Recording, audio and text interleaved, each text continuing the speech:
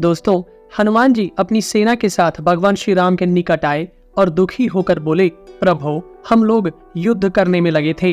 उसी समय समर भूमि में रावण पुत्र मेघनाद ने हमारे देखते देखते देवी सीता को मार डाला। शत्रु दमन। उन्हें उस अवस्था में देख मेरा चित्त उद्भ्रांत हो उठा। मैं विषाद में डूब गया हूँ, इसलिए मैं आपको यह समाचार बताने के लिए आया हूँ। हनुमान जी की यह बात सुनकर भगवान श्री राम उस समय शोक से मूर्छित हो तत्काल पृथ्वी पर गिर पड़े। देवतुल्य भगवान श्री राम को भूमि पर पड़ा देख समस्त श्रेष्ठ वानर सब ओर से उछलकर वहां आ पहुंचे। वे कमल और उत्पल की सुगंध से युक्त जल ले आकर उनके ऊपर छिड़कने लगे। भाई की यह अवस्था देखकर लक्ष्मण जी को बड़ा दुख हुआ।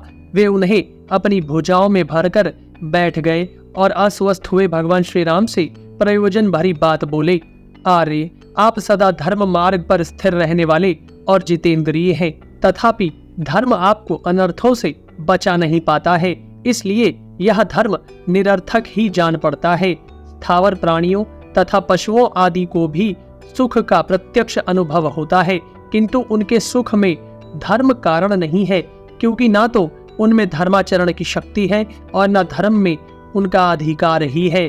अतः धर्म सुख का साधन नहीं है, ऐसा मेरा विचार है। यदि कहें जहां धर्म है वहां सुख अवश्य है, तो ऐसा भी नहीं कहा जा सकता है, क्योंकि उस दशा में आप जैसे धर्मात्मा पुरुष को तो विपत्ति में पड़ना नहीं चाहिए। यदि अधर्म अवश्य ही दुख का साधन होता तो रावण को नरक में पड़े रहना चाहिए था, परंतु अधर्मी रावण पर तो कोई संकट नहीं है और आप संकट में पड़ गए हैं। अतः धर्म और अधर्म दोनों परस्पर विरोधी हो गए हैं। धर्मात्मा को दुख और पापात्मा को सुख मिलने लगा। रघुनंदन, यदि धर्म से धर्म का फल सुख और अधर्म से अधर्म का फल दुख ही मिलने का नियम होता, तो जिन रावण आदि में अधर्म ही प्रतिष्ठित है वे अधर्म के फलस्वरूप दुख से ही युक्त होते, और जिन लोगों में धर्म प्रतिष्ठित है वे सुख से कभी वंचित ना होते, किंतु जिनमें अधर्म प्रतिष्ठित है उनके तो धन बढ़ रहे हैं, और जो धर्म का आचरण करने वाले हैं वे क्लेश में पड़े हुए हैं। इसलिए ये धर्म और अधर्म दोनों निरर्थक है। रघुनंदन, यदि पापाचारी पुरुष धर्म या अधर्म से मारे जाते हैं तो धर्म या अधर्म क्रिया रूप होने के कारण आदि, मध्य और अंत 3 क्षणों तक रह सकता है। चतुर्थ क्षण में तो वह स्वयं ही नष्ट हो जाएगा। फिर नष्ट हुआ वह धर्म या अधर्म किसका वध करेगा? अथवा यह जीव यदि विधि पूर्वक किए गए कर्म विशेष के द्वारा मारा जाता है या स्वयं वैसा कर्म करके दूसरे को मारता है, तो विधि को ही हत्या के दोष से लिप्त होना चाहिए। कर्म का अनुष्ठान करने वाले पुरुष का उस पाप कर्म से संबंध नहीं होना चाहिए, क्योंकि पुत्र के किए हुए अपराध का दंड पिता को नहीं मिलता। आर्य, यदि धर्म ही बल अथवा पुरुषार्थ का अंग है तो धर्म को छोड़कर पराक्रम पूर्ण बर्ताव कीजिए। जैसे आप धर्म को प्रधान मानकर धर्म में लगे हैं, उसी प्रकार बल को प्रधान मानकर बल या पुरुषार्थ में ही प्रवृत्त होइए। रघुनंदन, यदि आप सत्य भाषण रूप धर्म का पालन करते हैं, अर्थात पिता की आज्ञा को स्वीकार करके उनके सत्य की रक्षा रूप धर्म का अनुष्ठान करते हैं, तो आप ज्येष्ठ पुत्र के प्रति युवराज पद पर अभिषिक्त करने की जो बात पिताजी ने कही थी, उस सत्य का पालन न करने पर पिताजी को असत्य रूप अधर्म प्राप्त हुआ। उसी के कारण वे आपसे वियुक्त होकर मर गए। ऐसी दशा में क्या आप राजा के पहले कहे हुए अभिषेक संबंधी सत्य वचन से नहीं बंधे हुए थे? उस सत्य का पालन करने के लिए बाध्य नहीं थे?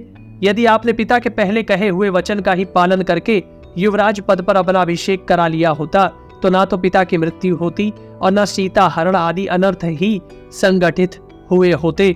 शत्रु दमन, यदि केवल धर्म अथवा अधर्म ही प्रधान रूप से अनुष्ठान के योग्य होता, तो वज्रधारी इंद्र पौरुष द्वारा विश्व रूप मुनि की हत्या अर्थात अधर्म करके फिर यज्ञ अर्थात धर्म का अनुष्ठान नहीं करते।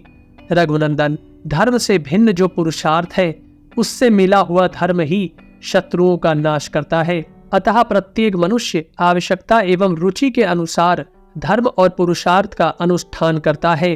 राघव, इस प्रकार समय अनुसार धर्म एवं पुरुषार्थ में से किसी एक का आश्रय लेना धर्म ही है, ऐसा मेरा मत है। आपने उस दिन राज्य का त्याग करके धर्म के मूलभूत अर्थ का उच्छेद कर डाला। जहां तहां से संग्रह करके लाए और बढ़े हुए अर्थ से सारी क्रियाएं, चाहे वह योग प्रधान हो या भोग प्रधान, संपन्न होती हैं। निष्काम भाव होने पर भी सभी क्रियाएं योग प्रधान हो जाती हैं और सकाम भाव होने पर भोग प्रधान।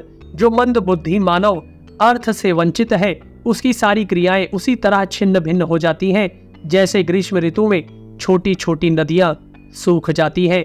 जो पुरुष सुख में पला हुआ है, वह यदि प्राप्त हुए अर्थ को त्याग कर सुख चाहता है तो उस अभिष्ट सुख के लिए अन्यायपूर्वक अर्थोपार्जन करने में प्रवृत्त होता है। इसलिए उसे ताड़न, बंधन आदि दोष प्राप्त होते हैं। जिसके पास धन है उसी के अधिक मित्र होते हैं, उसी के सब लोग भाई बंधु बनते हैं। वही संसार में श्रेष्ठ पुरुष कहलाता है, वही विद्वान समझा जाता है। जिसके यहाँ अर्थ संग्रह है वह महान भाग्यशाली कहलाता है, तथा जिसके यहाँ धन संपत्ति है वह गुणों में भी बड़ा चढ़ा समझा जाता है। अर्थ का त्याग करने से जो मित्र का अभाव आदि दोष प्राप्त होते हैं, उनका मैंने स्पष्ट रूप से वर्णन किया है। आपने राज्य छोड़ते समय क्या लाभ सोचकर अपनी बुद्धि में अर्थ त्याग की भावना को स्थान दिया, यह मैं नहीं जानता। जिसके पास धन है उसके धर्म और काम रूप सारे प्रयोजन सिद्ध होते हैं, उसके लिए सब कुछ अनुकूल बन जाता है। जो निर्धन है वह अर्थ की इच्छा रखकर उसका अनुसंधान करने पर भी पुरुषार्थ के बिना उसे नहीं पा सकता। नरेश्वर, हर्ष, काम, दर्प, धर्म, क्रोध, शम और दम, ये सब धन होने से ही सफल होते हैं। जो धर्म का आचरण करने वाले और तपस्या में लगे हुए हैं, उन पुरुषों का यह लोक यानी ऐहिक पुरुषार्थ अर्थ के अभाव के कारण ही नष्ट हो जाता है, यह स्पष्ट देखा जाता है। वही अर्थ इस दुर्दिन में आपके पास उसी तरह नहीं दिखाई देता है जैसे आकाश में बादल घिराने पर ग्रहों के दर्शन नहीं होते हैं। वीर, आप पूज्य पिताजी की आज्ञा का पालन करने के लिए राज्य त्याग कर वन में चले आए और सत्य के पालन पर ही डटे रहे, परंतु राक्षस ने आपकी देवी जैसी पत्नी को हर लिया। वीर रघुनंदन, आज मेघनाद ने हम लोगों को जो महान दुख दिया है उसे मैं अपने पराक्रम से दूर करूंगा, अतः चिंता छोड़कर उठिए। फिर लक्ष्मण जी ने हाथ जोड़कर विनीत भाव से भगवान से कहा, निष्पाप रघुवीर, उत्तम व्रत का पालन करने वाले महाबाहो, यह मैंने जो कुछ कहा है वह सब आपका प्रिय करने के लिए, आपका ध्यान शोक की ओर से हटाकर पुरुषार्थ की ओर आकृष्ट करने के लिए कहा है। इस अध्याय के 14वें से 25वें श्लोक तक लक्ष्मण जी ने जो धर्म और अधर्म की सत्ता का खंडन किया है, वह श्री राम को दुखी देखकर स्वयं उनसे भी अधिक दुखी होकर ही किया है। जिस प्रकार परात्पर श्री राम के लिए अपनी प्रिया की माया मूर्ति के वध को देखकर शोक के अभिभूत हो जाना प्रेम की लीला मात्र है, उसी प्रकार प्रियतम प्रभु के दुख को देखकर दुखावेश की लीला से इस प्रकार की असंगत सी लगने वाली बातें कहना भी प्रेम जनित दुख या कष्ट में होने वाली बेचैनी को ही दर्शाता है। आगे चलकर दुख का आवेश कुछ कम हो जाने पर तो स्वयं लक्ष्मण जी ने ही 44वें श्लोक में स्पष्ट कहा है कि श्री राम के शोक को दूर करके उन्हें युद्ध में प्रवृत्त करने के लिए ही उन्होंने ये सब बातें कही थी। भ्रात भक्त लक्ष्मण जी जब भगवान श्री राम को इस प्रकार आश्वासन दे रहे थे, उसी समय विभीषण वानर सैनिकों को अपने अपने स्थान पर स्थापित करके अपने चारों राक्षस मंत्रियों के साथ वहां आए। वहां आकर उन्होंने देखा लक्ष्मण जी शोक में मग्न हैं तथा वानरों के नेत्रों में भी आंसू भरे हुए हैं। साथ ही भगवान श्री राम पर भी उनकी दृष्टि पड़ी, जो मूर्छित हो लक्ष्मण जी की गोद में लेटे हुए थे।